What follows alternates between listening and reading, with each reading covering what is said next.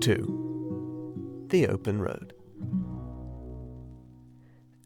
"Ratty," said the mole suddenly, one bright summer morning. "if you please, I want to ask you a favour." The rat was sitting on the river bank, singing a little song. He had just composed it himself, so he was very taken up with it, and would not pay proper attention to Mole or anything else. Since early morning he had been swimming in the river, in the company with his friends, the ducks. And when the ducks stood on their heads, suddenly, as ducks will, he would dive down and tickle their necks, just under where their chins would be, if ducks had chins, till they were forced to come to the surface again in a hurry, spluttering and angry and shaking their feathers at him. For it is impossible to say quite all you feel when your head is under water. At last they implored him to go away and attend to his own affairs, and leave them to mind theirs. So the rat went away, and sat on the river bank in the sun, and made up a song about them, which he called Duck's Ditty. All along the backwater, through the rushes tall, ducks are dabbling, up tails all. Ducks' tails, drakes' tails, yellow feet a quiver, yellow bills all out of sight, busy in the river. Slushy green undergrowth, where the roach swim, here we keep our larder, cool and full and dim. Everyone for what he likes, we like to be, heads down, tails up, dabbling free. High in the blue above, swift whirls and call, we are down a-dabbling, up tails all. "Don't know that I think so very much of that little song, Rat," observed the mole cautiously. He was no poet himself, and didn't care who knew it, and he had a candid nature. "Nor don't the ducks neither," replied the rat cheerfully. "They say, why can't fellows be allowed to do what they like, when they like, and as they like, instead of other fellows sitting on banks and watching them all the time, and making remarks and poetry and things about them? What nonsense it all is! That's what the ducks say."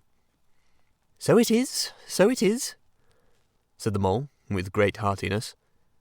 "No, it isn't," cried the rat indignantly. "Well, then it isn't, replied the mole, soothingly. "But what I wanted to ask you was, won't you take me to call on Mr. Toad? I've heard so much about him, and I do so want to make his acquaintance."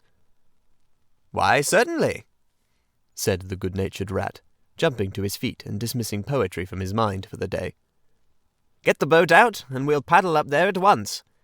It's never the wrong time to call on Toad. Early or late, he's always the same fellow. Always good tempers, always glad to see you, always sorry when you go." "He must be a very nice animal," observed the mole, as he got into the boat and took the sculls, while the rat settled himself comfortably in the stern. "He is indeed the best of animals," replied Rat. "So simple, so good-natured, and so affectionate. Perhaps he is not very clever. We can't all be geniuses. And it may be that he is both boastful and conceited. But he has got some great qualities, has Toady." Rounding a bend in the river, they came in sight of a handsome, dignified old house of mellowed red brick, with well-kept lawns reaching down to the water's edge. "There's Toad Hall," said the rat. "And that creek on the left, where the notice-board says, 'Private, no landing allowed,' leads to his boathouse, where we'll leave the boat. The stables are over there to the right. There's the banqueting hall you're looking at now. Very old, that is. Toad is rather rich, you know, and this is really one of the nicest houses in these parts, though we never admit as much to Toad." They glided up the creek, and the mole slipped his sculls as they passed into the shadow of a large boathouse. Here they saw many handsome boats, slung from the crossbeams or hauled up on a slip, but none in the water, and the place had an unused and deserted air. The rat looked around him. "I understand," said he. "Boating is played out. He's tired of it and done with it. I wonder what new fad he has taken up now. Come along, and let's look him up. We shall hear all about it quite soon enough." They disembarked, and strolled across the gay flower-decked lawns in search of Toad, whom they presently happened upon resting in a wicker garden chair, with a preoccupied expression of face, and a large map spread out on his knees. "Hooray!" he cried, jumping up on seeing them. "This is splendid!" He shook the paws of both of them, warmly, never waiting for an introduction to the mole. "How kind of you!"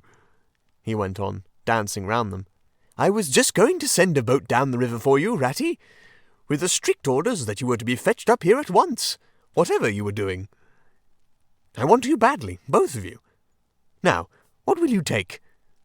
Come inside and have something. You don't know how lucky it is you're turning up just now." "Let's sit quiet a bit, Toady," said the rat, throwing himself into an easy chair, while the mole took another by the side of him and made some civil remark about Toad's delightful residence. "Finest house on the whole river!" cried Toad boisterously. "Or anywhere else, for that matter," he could not help adding. Here the rat nudged the mole.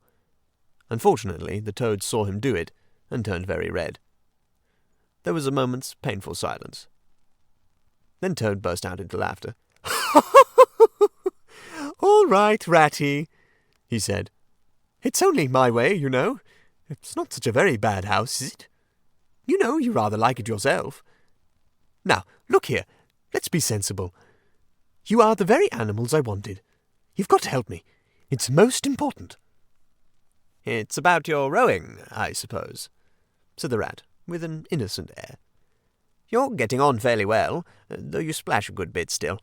With a great deal of patience and any quantity of coaching, you may—" "Oh, pooh! Boating!" interrupted the Toad in great disgust. "Silly, boyish amusements. I've given that up long ago. Sheer waste of time. That's what it is. Makes me downright sorry to see you fellows, who ought to know better, spending all your energies in that aimless manner. No, I've discovered the real thing, the only genuine occupation for a lifetime. I propose to devote the remainder of mine to it, and can only regret the wasted years that lie behind me, squandered in frivolities. Come with me, dear Ratty, and your amiable friend also, if he will be so very good, just as far as the stable-yard, and you shall see what you shall see." He led the way to the stable-yard accordingly. The rat followed with a most mistrustful expression, and there, drawn out of the coach-house into the open, they saw a gypsy caravan, shining with newness, painted a canary yellow picked out with green and red wheels. "There you are!" cried the Toad, straddling and expanding himself. "There's real life for you, embodied in that little cart. The open road, the dusty highways, the heath, the common, the hedgerows, the rolling downs, camps, villages, towns, cities. Here today, up and off to somewhere else tomorrow. Travel, change, interest, excitement, the whole world before you, and a horizon that's always changing. And mind, this is the finest car of its sorts, and that was ever built, without any exception. Come inside and look at the arrangements. Planned them all myself, I did." The mole was tremendously interested and excited, and followed him eagerly up the steps and into the interior of the caravan. The rat only snorted and thrust his head deep into his pockets, remaining where he was. It was indeed very compact and comfortable. Little sleeping bunks, a little table that folded up against the wall, a cooking stove, lockers, bookshelves, a bird cage with a bird in it, and pots, pans, jugs, and kettles of every size and variety. "All complete," said the Toad triumphantly, pulling open a locker. "You see? Biscuits, potted lobsters, sardines, everything you could possibly want. Soda water here, baccy there, letter paper, bacon, jam, cards, and dominoes.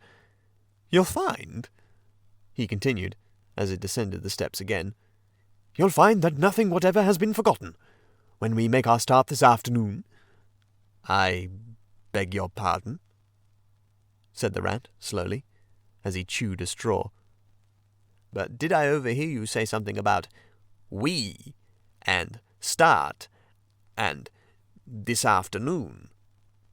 "Now, you dear good old ratty," said Toad, imploringly, "don't begin talking in that stiff and sniffy sort of way, because you know you've got to come.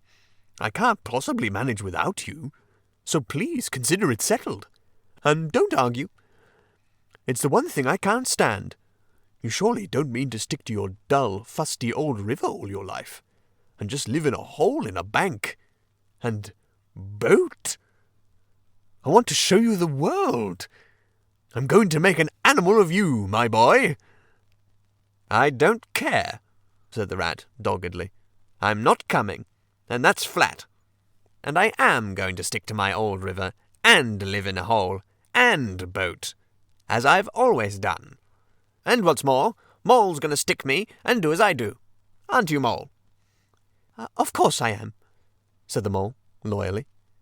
"I will always stick to you, Rat, and what you say is to be, has got to be. All the same, it sounds as if it might have been, well, rather fun, you know," he added wistfully. Poor Mole, the life adventurous was so new a thing to him, and so thrilling, and this fresh aspect of it was so tempting. And he had fallen in love at first sight with the canary-coloured cart and all its little fitments. The rat saw what was passing in his mind, and wavered.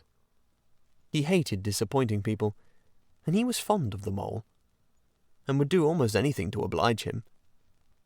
Toad was watching both of them closely. "Come along now and have some lunch," he said diplomatically, "and we'll talk it over. We needn't decide anything in a hurry. Of course, I don't really care. I only want to give pleasures to you fellows. Live for others. That's my motto in life."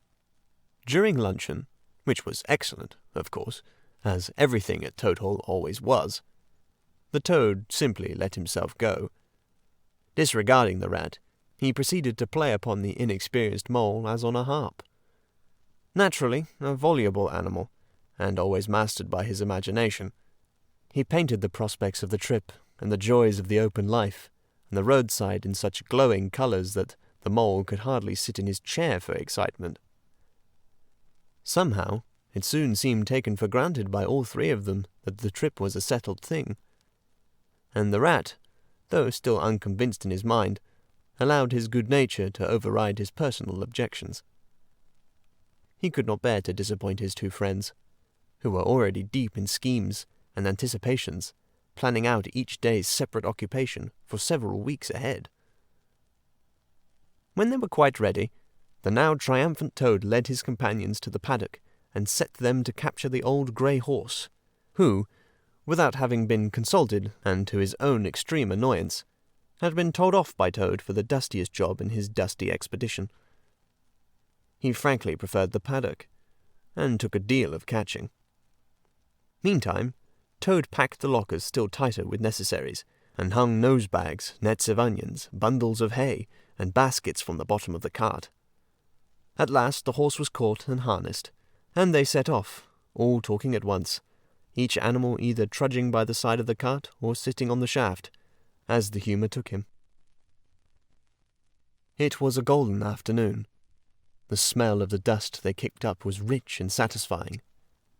Out of thick orchards on either side of the road, birds called and whistled to them cheerily. Good-natured wayfarers passing them gave them "good day," or stopped to say nice things about their beautiful cart. And rabbits, sitting at their front doors in the hedgerows, held up their forepaws and said, "Oh my! Oh my! Oh my!" Late in the evening, tired and happy and miles from home, they drew up on a remote common far from habitations, turned the horse loose to graze, and ate their simple supper sitting on the grass by the side of the cart. Toad talked big about all he was going to do in the days to come, while stars grew fuller and larger all around them, and a yellow moon, appearing suddenly and silently from nowhere in particular, came to keep them company and listen to their talk. At last they turned into their little bunks in the cart, and Toad, kicking out his legs, sleepily said, "Well, good night, you fellows. This is the real life for a gentleman. Talk about your old river." "I don't talk about my river," replied the patient rat. "You know I don't, Toad. But I think about it," he added pathetically, in a lower tone. "I think about it all the time." The mole reached out from under his blanket, felt for the rat's paw in the darkness, and gave it a squeeze. "I'll do whatever you like, Ratty," he whispered. "Shall we run away tomorrow morning? Quite early, very early, and go back to our dear old hole in the river?" "No, we'll see it out," whispered back the rat. "Thanks awfully, but I ought to stick by Toad till this trip is ended. It wouldn't be safe for him to be left to himself. It won't take very long. His fads never do. Good night."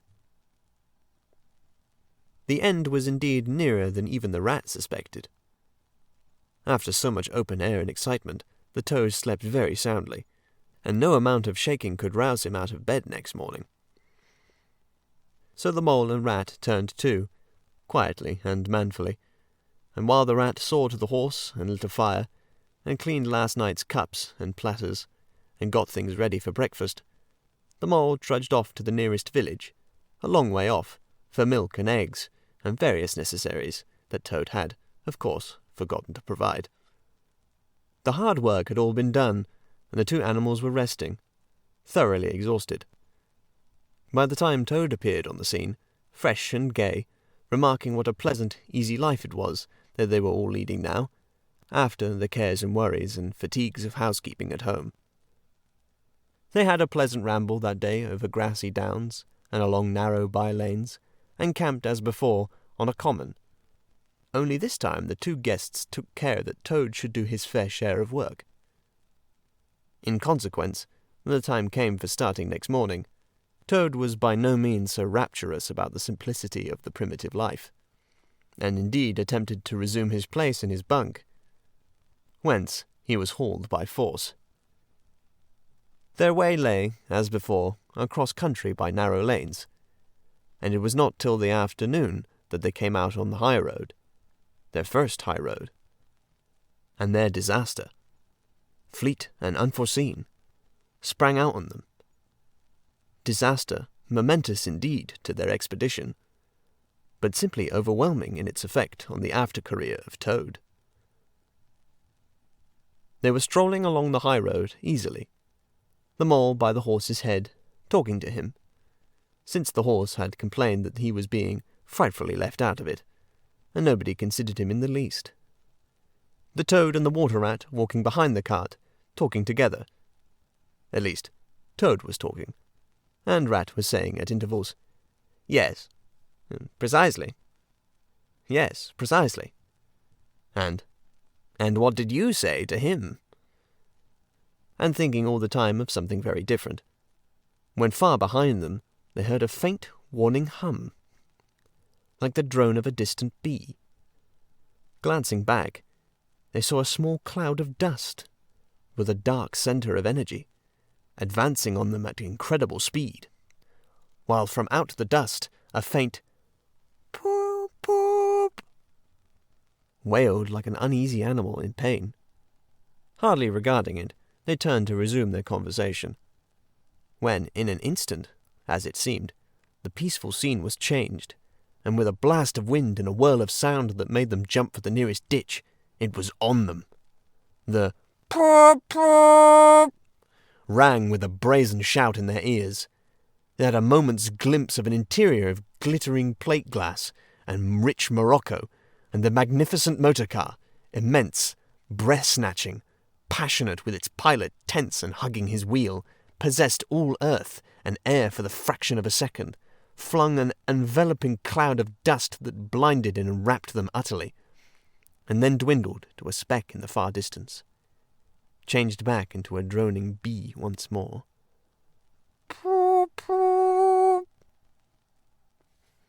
The old grey horse, dreaming as he plodded along of his quiet paddock, in a new raw situation such as this, simply abandoned himself to his natural emotions.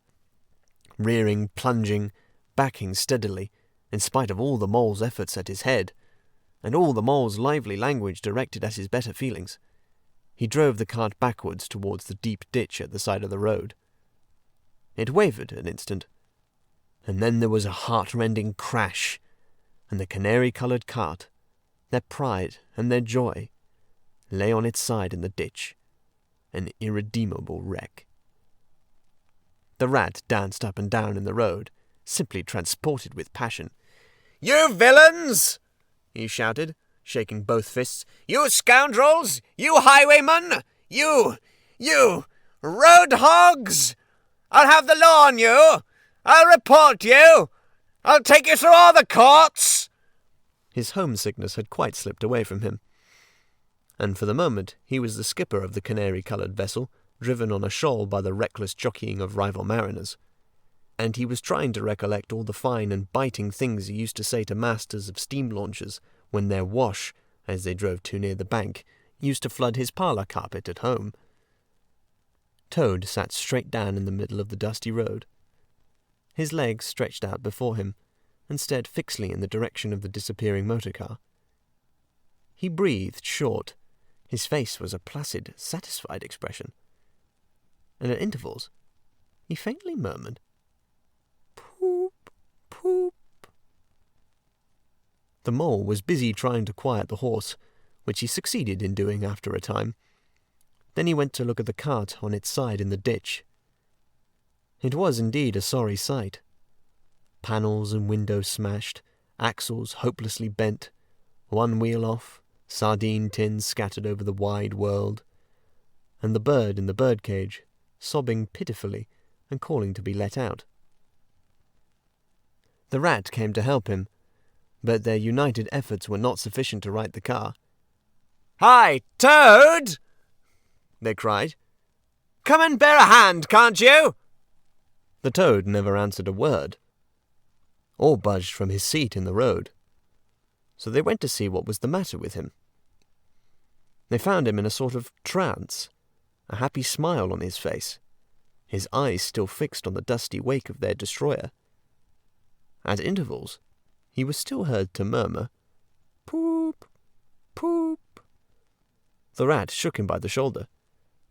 "Are you coming to help us, Toad?" he demanded sternly.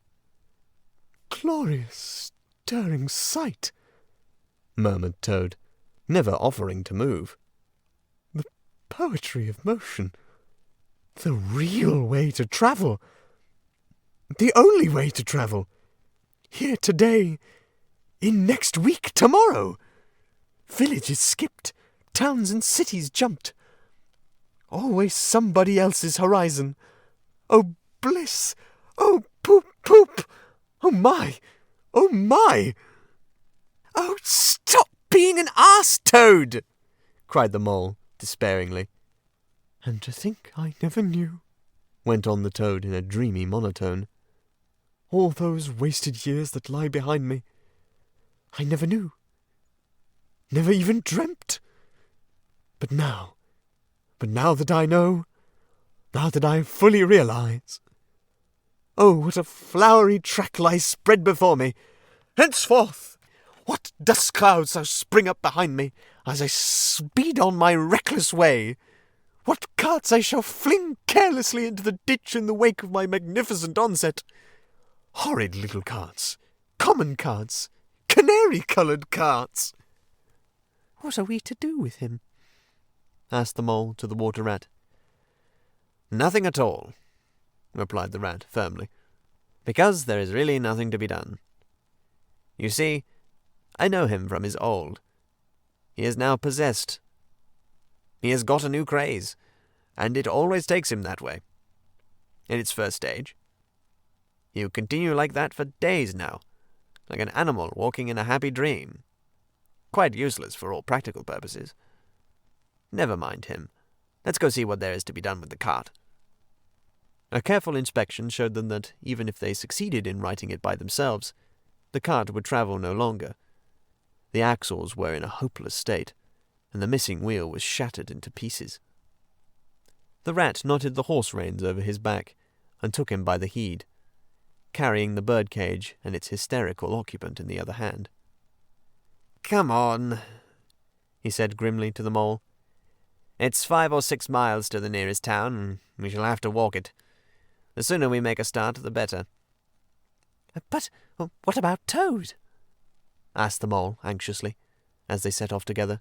"We can't leave him here, sitting in the middle of the road by himself, in the distracting state he's in. It's not safe. Supposed another thing were to come along." "Oh, brother Toad," said the rat savagely. "I've done with him." They had not proceeded very far on their way, however, when there was a pattering of feet behind them, and Toad caught up to them and thrust a paw inside the elbow of each of them, still breathing short and staring into vacancy. "Now, look here, Toad," said the rat sharply. "As soon as we get to the town, we'll have to go straight to the police station and see if they know anything about the motor car and who it belongs to, and lodge a complaint against it. And then you'll have to go to the blacksmith's or a wheelwright's and arrange for the cart to be fetched and mended and put to rights. It'll take time, but it's not quite a hopeless smash. The mole and I will go to an inn, find comfortable rooms where we can stay till the cart's ready, and till your nerves have recovered their shock." "Police station. Complaint," murmured Toad dreamily. "Me complain of that beautiful, that heavenly vision that has been vouchsafed me. Mend the cart? I've done with carts forever. I never want to see the cart, or to hear of it again. Oh, Ratty, you can't think how obliged I am for you to consenting to come on this trip. I wouldn't have gone without you. And then I might never have seen that swan, that sunbeam, that thunderbolt. I might never have heard that entrancing sound, or smelt that bewitching smell. I owe it all to you, my best of friends." The rat turned from him in despair. "You see what it is?" he said to the mole, addressing him across Toad's head. "He's quite hopeless. I give it up.